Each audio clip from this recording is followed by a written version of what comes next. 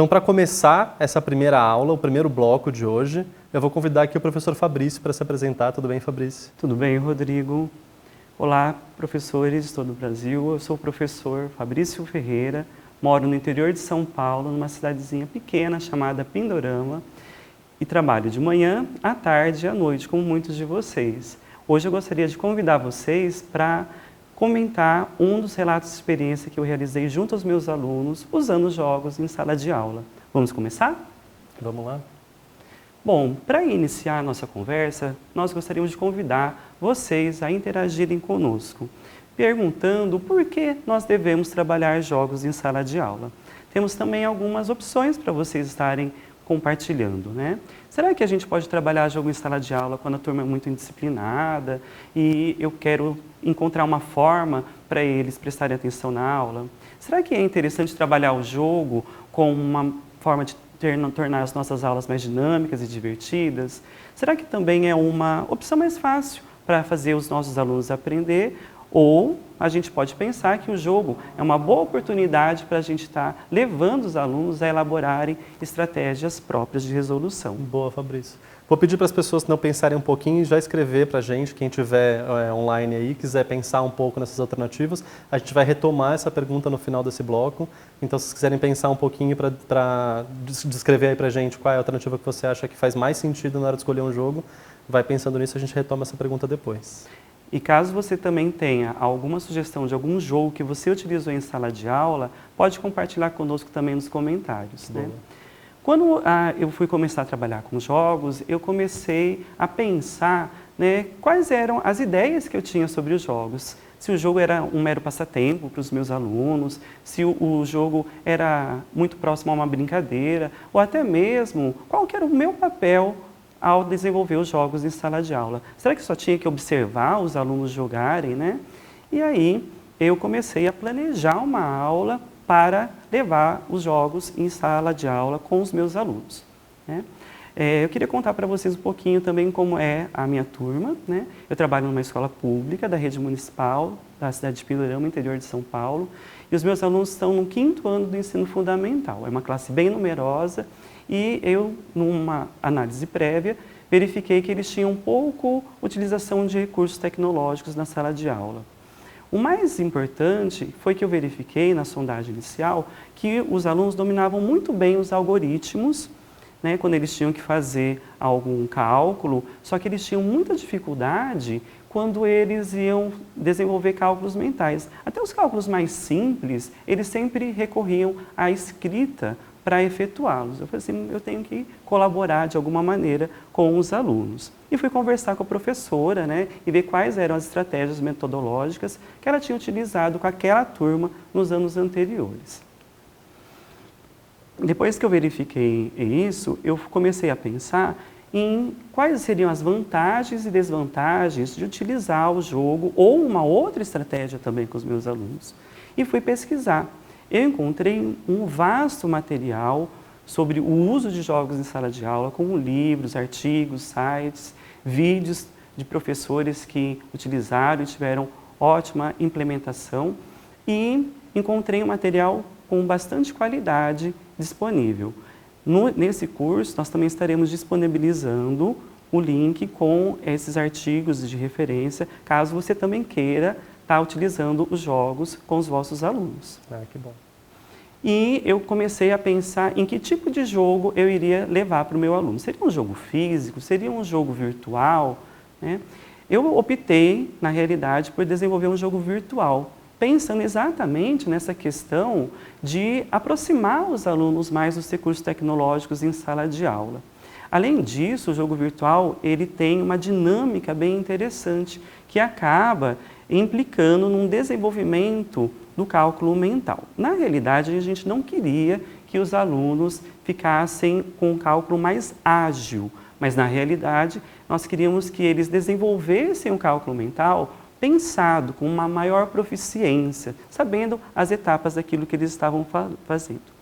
Esse jogo que nós optamos por desenvolver, ele propiciava uma ampla gama de registros em desenho, registros escritos, que depois a gente ia estar analisando e verificando a compreensão do aluno. Também iríamos analisar quanto que o aluno teria atingido do objetivo da nossa aula. Então a ideia não era deixar o cálculo mais rápido. Não. Era fazer com que eles desenvolvessem estratégias de cálculo mental. Exatamente. E aí quando eles fazem esses registros, você consegue verificar se eles estão desenvolvendo essas estratégias ou não. Muito bem colocado, Rodrigo. Tá. Na realidade, quando os alunos eles param para verificar as ações que eles fizeram durante a jogada, eles estão fazendo um exercício, na realidade, de metacognição. Entendi. Ótimo. Tá? E nós chegamos à definição que iríamos utilizar junto aos nossos alunos o jogo Fecha a Caixa. O jogo Fecha a Caixa é um jogo que eu já conhecia, ele é disponível no site gratuitamente da Nova Escola. Aliás, nós teremos o link do jogo para que os professores possam estar utilizando. E, num primeiro momento, nós queremos contextualizar com os nossos alunos como que era a história do jogo Fecha a Caixa. Tem alguns jogos que nós utilizamos em sala de aula que tem um personagem central. E aí o aluno, você pode estar elaborando uma história, uma contação de história junto com eles. Neste caso, ele já tem um histórico e que ele é apresentado logo na tela inicial do jogo. Outra vantagem desse jogo é que ele otimizava a organização do espaço escolar. Ou seja, ele, pela dinâmica dele, estrutura dele, ele podia ser utilizado por até 3 alunos por máquina. Então, como nós tínhamos poucas máquinas disponíveis, nós agrupamos os alunos para que eles, apesar dessa concorrência que um tinha com o outro, eles puderam, por exemplo, desenvolver competências socioemocionais previstas na BNCC, como colaboração, empatia, durante as jogadas dele e dos outros amigos. Então, nesse caso, os 3 tinham que pensar juntos na jogada, é isso? Sim. Tá, em vários momentos eles tiveram... Quando eles conversam sobre a jogada, eles também estão desenvolvendo outras habilidades e competências. Como colaborar com o colega, né? Entendi. Essa daqui é basicamente a interface do jogo.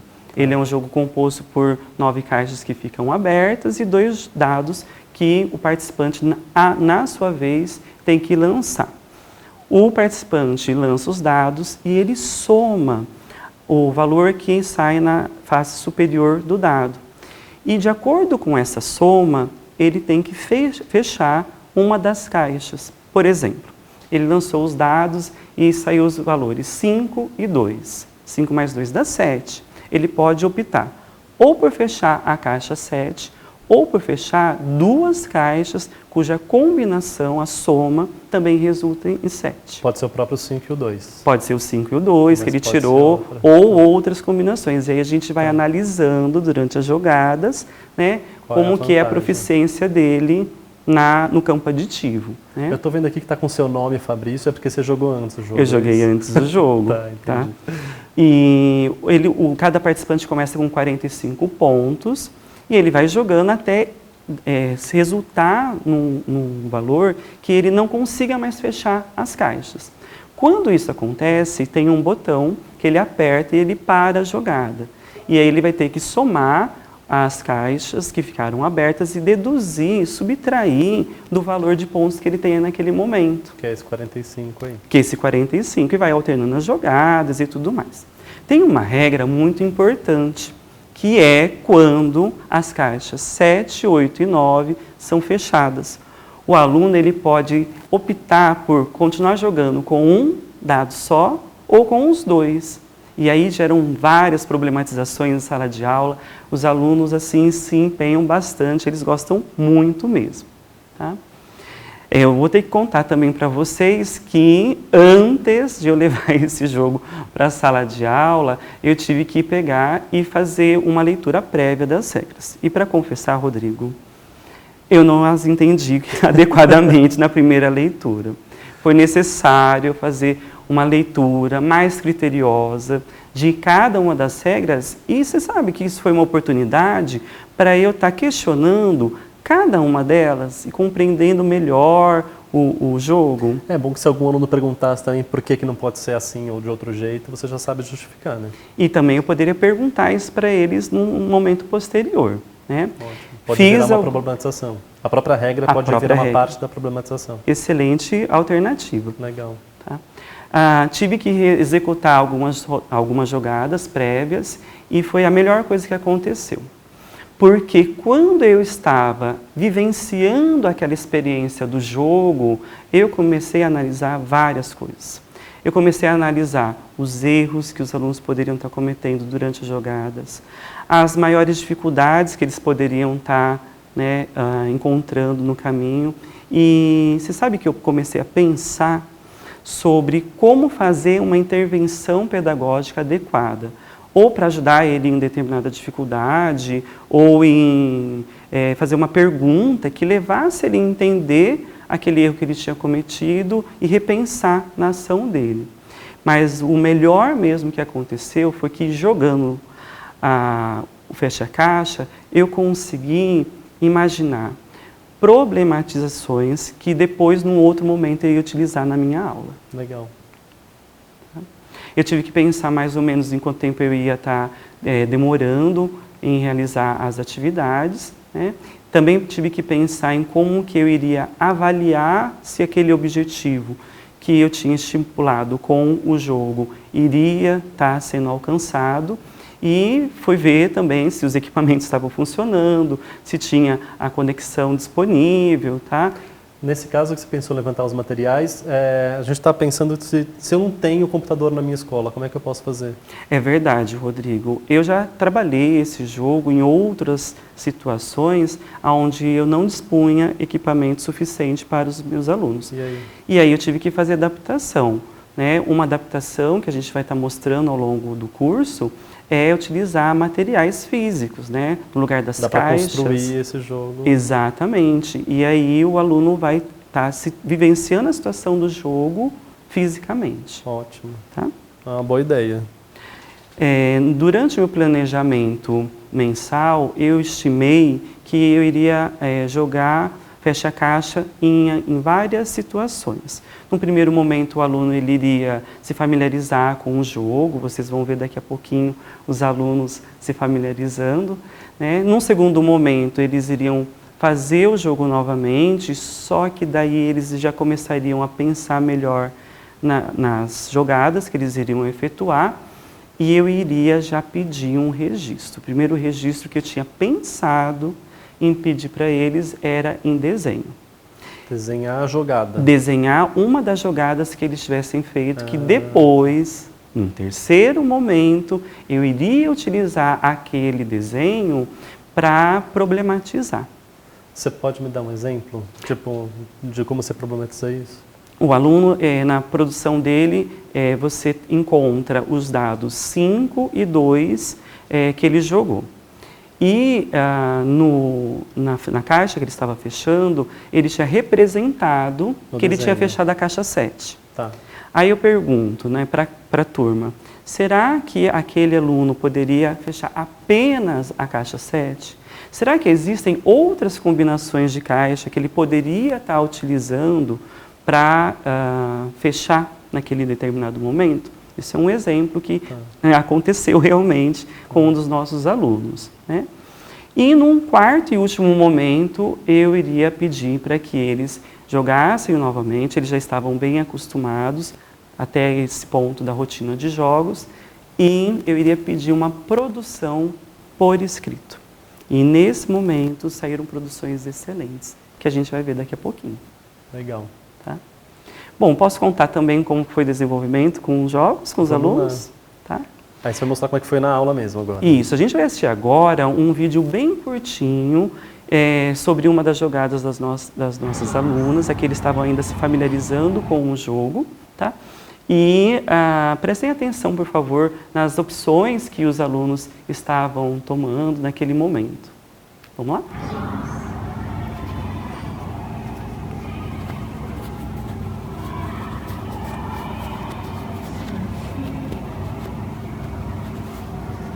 Você pode ver, né, que agora ela tirou a soma e ela estava indo sempre direto nos valores, né, mais altos do tabuleiro. eles têm um costume, o Rodrigo, de ir fechando sempre as caixas maiores. Ou direto, né? O resultado da soma, sem ter que fazer... Isso, sem ter que fazer o cálculo.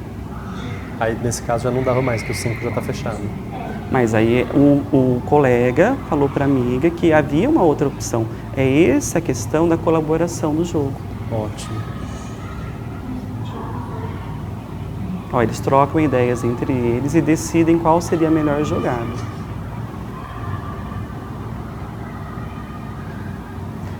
Mas ela deu sorte nesse aí, né? É, nesse caso, ela teve bastante sorte, ela conseguiu fechar todas as caixas. Que ótimo.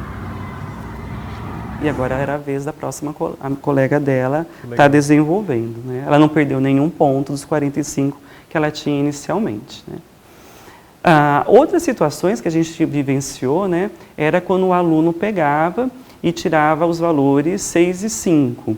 E ele questionava para o professor que a soma 11 não estava disponível ali nas caixas, né? Em vez de nós pedirmos para que ela faça exatamente a adição, a gente fez uma pergunta levando a aluna verificar se havia uma combinação possível para ela efetuar a jogada.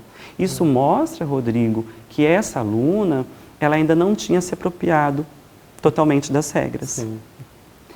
A gente também costuma fazer problematizações durante as jogadas, conforme eu tinha comentado anteriormente. Se as caixas 7, 8 e 9 forem fechadas, você acha melhor continuar jogando com um dado ou 2? Né? A aluna virou para mim e respondeu: eu acho melhor continuar jogando com apenas um dado, porque o dado só vai de 1 até 6. Sim. E aí você faz uma contra-argumentação, questionando para a aluna: mas e se você tirar números bem pequenos, será que você não conseguiria efetuar a jogada da mesma forma? A aluna respondeu adequadamente e falou assim: acho melhor não. Porque daí eu não conseguiria fechar a caixa 1, porque a menor soma possível, utilizando 2 dados, seria 1 mais 1, que é 2. Ela nunca conseguiria fechar a caixa 1. Pode parecer assim, com os desenhos, com as figuras, que essa é uma situação fictícia, mas eu vou convidar vocês novamente a estar assistindo um vídeo bem curto e verificando que isso realmente aconteceu.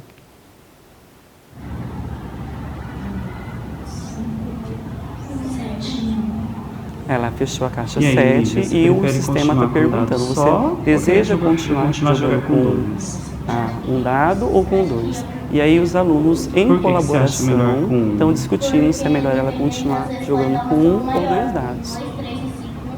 Eu perguntei para eles novamente se eles concordavam com a decisão da colega e ela continuou jogando com apenas um dado. Ela vai fechar a caixa 5, né? Agora ela tirou o valor 1. Então o valor 1, nesse caso, não era possível, ela apertou o botão e parou o questionamento. Nós podemos elaborar problematizações de diversos níveis. Eu fiquei pensando que dá para pensar em coisas bem complexas de probabilidade, por exemplo, análise combinatória, se você quiser pensar para crianças, não crianças, né, para jovens já, talvez no ensino médio, no 9º ano.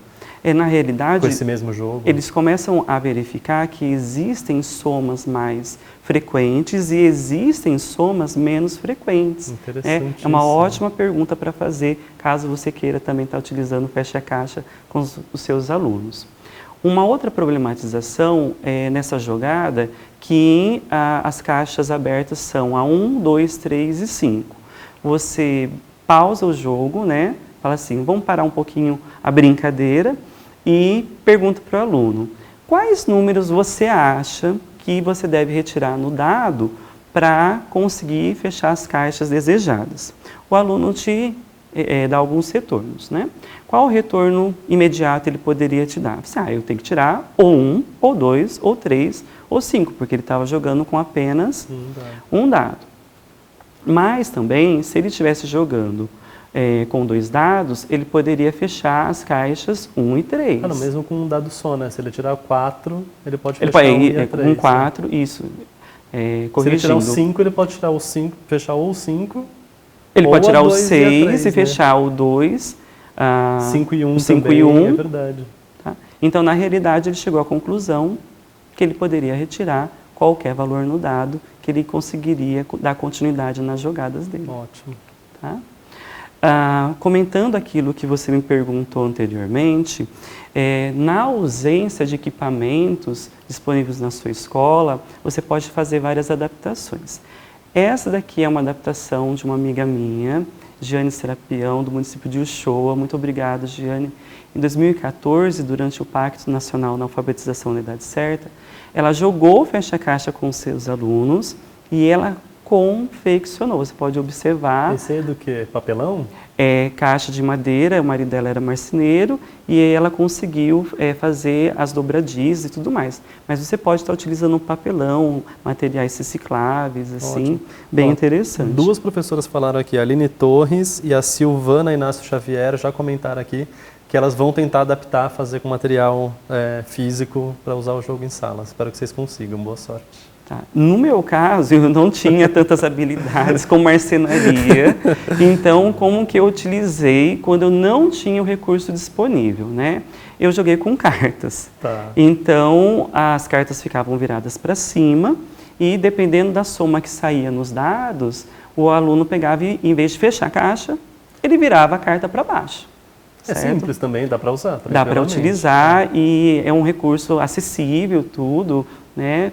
Vale a pena mesmo. Na realidade, o que a gente pretende é que não é a falta do recurso que vai impossibilitar o seu aluno de desenvolver a habilidade e a competência. Tá? E pensando também em como avaliar, né, se o nosso objetivo estava sendo pleiteado, nós propomos situações para os alunos resolverem, sabe? Essas situações não eram situações escritas. Porque, na realidade, se a gente estava pensando em desenvolver o cálculo mental, a gente não queria que ele tivesse aquele suporte. Né? Então, algumas sugestões, né, de perguntas que você pode fazer para o aluno. Né? A Patrícia jogou 2 dados e fechou a caixa 8. Que valores ela poderia ter tirado nos dados? Né? Isso já seria numa 4ª jogada, numa 4ª aula, é isso? Isso. Não, no primeiro momento é familiarização, no segundo momento eles vão fazer aquela representação com desenho, seria entre a 3ª e a 4ª jogada que nós efetuamos. Tá? E tem diversas situações. Né? Júlia tirou 4 num dado, mas fechou a caixa 9. Qual será o valor que ela tirou no outro dado? Você pode ver que está bem implícito, explícito, melhor dizendo, o campo aditivo, trabalhando adição e subtração, uma transformação positiva. Trata-se de uma transformação positiva, né? Na hora de contar seus pontos, Pedro teve que fazer 45, que eram os pontos iniciais que ele tinha, menos 8. Como o Pedro pode fazer isso sem lápis e papel?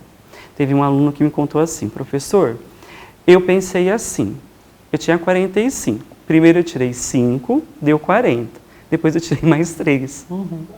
Um outro aluno pensou... Ele já usou também a ideia do jogo, de que o 8 pode ser o 5 mais 3 para fazer... os fatos básicos da adição. Muito legal. Muito bacana, né? Aqui você consegue verificar algumas produções dos meus queridos alunos, tá? Essa produção é bem clara, o aluno tirou o 5 e o 3. E ele está com a mãozinha lá fechando o número 8. Né? Será que é só o 8 que ele pode estar fechando? Será que não existe uma outra combinação? Né? Na outra produção da aluna, ela tem 3 e 2 e ela já fez o desenho do 5 que ela fechou. E aí você pode perguntar, era apenas o 5 que ela poderia estar fechando? Né? Esses daqui são alguns registros que os alunos produziram após a elaboração da 4ª etapa da rotina do jogo. Esses registros foram feitos pelos próprios alunos, eles fotografaram e me encaminharam pelo celular, tá? Pelo celular, tá? E a gente vai comentar um pouquinho deles para você também aproveitar aí, tá? Um dos registros falava assim, no jogo existe número... Esse é o que estava, aquela foto, naquela esse foto, texto aí, tá? Isso. Tá. Número de 1 a 9, ou seja, nós tacávamos os 2 dados que tinha no jogo. O número que saía, nós somávamos. E dependendo do resultado da soma, nós fechávamos o número que saiu na soma. Então isso mostra que o aluno já tinha se apropriado das regras do jogo. Sim, já tinha entendido bem como é que funcionava. Tá? Então não é o registro por uma contação, mas na realidade é com uma finalidade, né? Um outro registro fala assim, bom, no começo eu achei meio estranho o jogo, mas depois eu percebi que ficou mais fácil. É essa questão da familiarização do aluno com as regras do jogo. Mostra a importância de você jogar várias vezes também, né? Sim, e pensar nas ações que foram feitas, né? Depois do final da rodada, eu tinha a escolha de 1 ou 2 dados, é aquela regra das caixas 7, 8 e 9 fechadas. Eu escolhi somente um dado, pois meus números eram de valor baixo, ou seja, ela teria mais chances jogando com um dado. Mas o final do comentário que é o mais interessante, mas a sorte não estava comigo. Eles já começam a pensar, né, será que é a sorte que vai definir, né, a aleatoriedade, ou existem somas mais frequentes e somas menos frequentes? E por último, ao final do jogo, eu estava com 18 pontos. A Marcela estava com 10 e a Lívia com 30. Só que aí veio a grande surpresa. Não ganhava quem tinha feito mais pontos, e sim quem zerava seus pontos primeiros. É um linguajar muito próprio de crianças dessa idade, né? Eles trabalham com games e trazendo esse recurso para a sala de aula, todos acabaram ganhando. Ótimo. Bom, a gente já está encaminhando para o nosso fechamento. Só né? então, antes do fechamento, eu queria falar mais de algumas professoras aqui que comentaram com a gente. Então, a Débora Ishido falou que joga com os alunos usando cartas, como você fez com os seus alunos também. Teve uma outra professora que não colocou o nome que disse, já vi esse jogo feito com caixa de camisa. Eu imagino que seja aquelas caixas de papelão, né? Dá para montar ali, você não precisa estruturar a caixa. Você pega uma caixa que já existe e monta só os numerozinhos para os alunos jogarem os dados dentro da caixa. Algumas pessoas estão falando que dá para fazer offline, você pode tentar baixar o jogo e não usar a internet, e usar o jogo offline também no computador. E a Jamila disse que dá para usar o tabuleiro do cara a cara. Eliana Bosio também falou, dá para usar o tabuleiro do cara a cara, que já tem as manivelinhas para fechar, só precisa trocar os rostos das pessoas pelos números. Interessante as alternativas, né? Sim, isso mostra, mais uma vez, que o jogo ele é possível. Ele é uma estratégia metodológica que ela tem grandes vantagens para uso em sala de aula, que seria um pouco que a gente vai conversar agora, no fechamento. Vamos lá. Tá? Bom, primeiramente, gostaria de compartilhar com vocês quais foram os ganhos que a turma teve, né? Primeiro, a socialização melhorou muito em sala de aula, né? Os alunos que eles eram bem inquietos, eles começaram agora a pensar melhor no momento de falar, em fazer as suas colocações.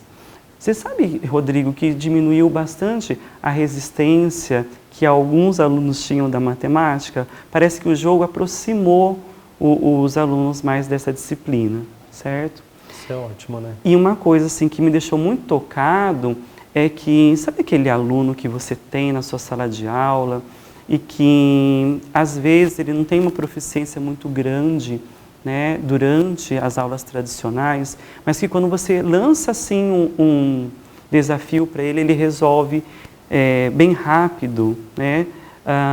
Esses alunos, como eles tiveram um bom desempenho durante as jogadas, eles começaram a ser mais valorizados pela turma. Isso me deixou muito tocado. Porque é aquele cara que ninguém quer fazer grupo com ele, porque ele já é tido como o que não vai ajudar. Isso, sabe? E eles trouxeram ele mais próximo, tá? E, na realidade, o nosso objetivo final era verificar, né? Os cálculos ficaram mais ágeis? Sim, a gente começou trabalhando com o campo aditivo, com o fecha-caixa, e agora a gente já está pensando em outras coisas, né, para desenvolver uma maior proficiência com os alunos. Pensando que eles conseguiram desenvolver as estratégias, que era o objetivo da aula, e no final das contas acabou ficando mais rápido mesmo o cálculo mental. Isso que é um mesmo. ganho extra. Né? Isso mesmo, né? O que eu aprendi, né, não é só o aluno que aprende em sala de aula, não, o professor, velho de guerra, também acaba aprendendo, né? A gente aprendeu que é possível, sim, usar outras estratégias metodológicas em sala de aula, né? Isso vai depender muito, né? Vai depender muito da habilidade que você pretende desenvolver, do objetivo da sua aula. Tem coisa que funciona melhor com uma estratégia metodológica, tem coisa que vai te permite desenvolver de uma outra maneira, né? Mas que sim, existe uma outra maneira da gente estar colaborando com a aprendizagem dos nossos alunos. E que essa definição, né, do tipo de jogo tem que estar afinada, tem que estar atrelada com o objetivo da aula. Tá? Uma coisa que eu já tinha em mente, mas que efetuando essa atividade de sala de aula me deu certeza mesmo, nunca vá para uma sala de aula, principalmente levando um jogo, sem preparar muito bem a aula. A preparação do jogo, ela foi fundamental assim, em todas as etapas. Tá? E que o professor, que antes eu via assim como um mero observador das jogadas, eu vi que ele tem um papel muito atuante na sala de aula. Ele se diverte tanto quanto os alunos, viu? A gente acaba rememorando várias coisas nossas e ele adquire uma postura investigativa, assim, de propor aos alunos novas colocações, novas estratégias. Foi, assim, muito bacana mesmo, viu, cara? Que bom.